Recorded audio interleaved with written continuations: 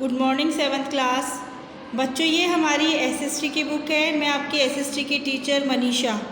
ठीक है, हम बुक का नाम है हमारा समाज। ठीक, देख लीजिए, ये आपकी बुक है। आप सभी के पास में ये वाली बुक होनी चाहिए।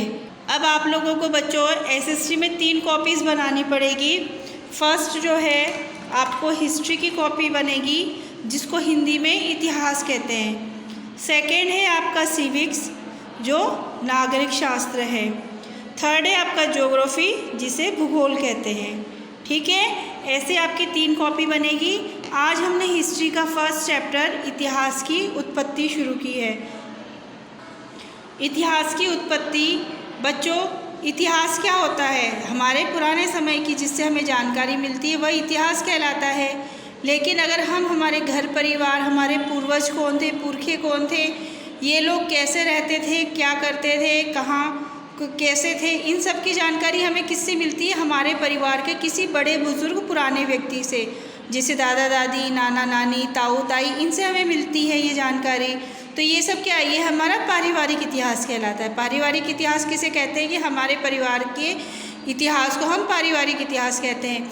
अगर इसी का ही हम क्षेत्र बढ़ा दें, यदि हम अपने परिवार के अतिरिक्त मानव की उत्पत्ति से लेकर अब तक की घटनाओं को जानना चाहें, तो हमें हजारों वर्ष पूर्व के इतिहास का अध्ययन करना होगा। आपके मन में यह जिज्ञासा अवश्य उत्पन्न, जिज्ञासा का मतलब होता है किसी बात को जानने की इच्छा उत्पन्न होगी कि आखिर इतिहास है क्या। इतिहास अतीत के साक्ष्य और तथ्यों का वह संकलन है जो बीते हुए काल में हुए प्रत्येक घटनाक्रम को एक सूत्र में बांधकर उस समय की जानकारी उपलब्ध कराता है। इतिहास क्या है? कि जो हमारा बीता हुआ समय है उसमें घटने वाली प्रत्येक घटना को एक नियमित क्रम में बांधकर, एक सूत्र में बांधकर उस समय की हमको जानकारी दिलवाता है, वह इतिहास कहलाता है। ठीक है, इस प्रकार हम कह सकते हैं कि इतिहास बीते हुए समय के घटनाक्रम, उस काल के जुड़े व्यक्तियों, उन व्यक्तियों के रहन सहन, क्रियाकलाप एवं उपलब्धियों का जानने का एक साधन है। इतिहास के प्रारंभिक काल में आदि मानव प्रकाश में आते हैं। आदि का मतलब होता है सबसे शुरुआती। तो जब अगर हम इतिहास की शुरुआत के बारे में जानेंगे तो सबसे पहले जो है आदि मानव हमको मतलब आदि मानव पे हमारा ध्यान जाएगा। ये लोग बिना वस्त्रों के रहते थे। धीरे धीरे ये मानव विकास करते गए। आरंभ में मनुष्य पढ़ना लिखना नहीं जानता था। शुरुआत में मनुष्य पढ़ना लिखना नहीं जानता था। तो एक तरह से हम कह सकते हैं कि जो आदि मानव है वह मनुष्य का बचपन था।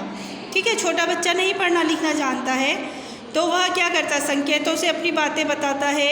तो इसी तरह से इन्होंने उस समय के इतिहास को जानने के लिए, उस समय के इतिहास को बताने के लिए हमें क्या साधन है?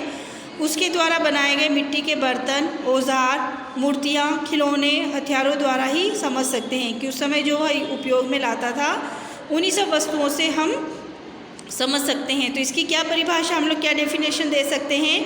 कि वह काल जिसके लिए कोई भी लिखित साक्ष्य उपलब्ध नहीं है, पूर्व ऐतिहासिक काल कहलाता है। कभी कभी पुरातत्व विभाग द्वारा कुछ स्थानों की खुदाई द्वारा भी इस काल के इतिहास का अध्ययन किया जाता है। ठीक है, पुरातत्व विभाग वो होता है जो मनुष्य के या किसी की इतिहास की पुरानी चीज़ों को देखकर इतिहास के बारे में बताता है, वह पुरातत्व विभाग होता है। जब मनुष्य को अपनी बात दूसरे तक पहुंचाने में कठिनाई हुई तो मनुष्य ने विभिन्न प्रकार के संकेत और लिपियों का प्रयोग करना आरंभ कर दिया। उस समय में आज के समान कागज़ नहीं हुआ करते थे। उस समय क्या था कि उस समय में जो है आज के जैसे कागज़ नहीं हुआ करते थे। तो वो लोग किस पर लिखते थे? वो लोग अपनी बातें ताड़ के पत्तों, भोजपत्र, ताम्रपत्र इत्यादि पर लेखन कार्य किया करते थे। ठीक है, इसके अतिरिक्त उन्होंने किसका उपयोग किया? पत्थरों के बड़े बड़े टुकड़ों पर भी उन्होंने खुदाई का कार्य करवाया अपनी समय की जानकारी देने के लिए। अतः यह माना जाता है कि प्राचीन काल का मनुष्य भी अगली पीढ़ी तक अपनी बात पहुंचाना चाहता था। इसलिए उसने क्या किया? बड़े बड़े पत्थरों, स्तंभों इत्यादि पर वह सूचनाएं अंकित करता था। इन्हीं संकेतों को आधार मानकर शोध द्वारा उस काल की जानकारियां हम प्राप्त करते हैं। आधुनिक इतिहास को जानने के हमारे पास बहुत से साधन हैं। इसकी जानकारी हमें हस्तलिखित और छपी हुई अनेक प्रकार की पुस्तकों और पांडुलिपियों से मिल जाती है। बच्चों, यहाँ तक हमने पढ़ा ठीक है, यहाँ तक का आप लोग दोबारा अच्छे से पढ़ लोगे, समझ लोगे। इसके आगे का जो है वो हम नेक्स्ट क्लास में पढ़ेंगे। Thank you.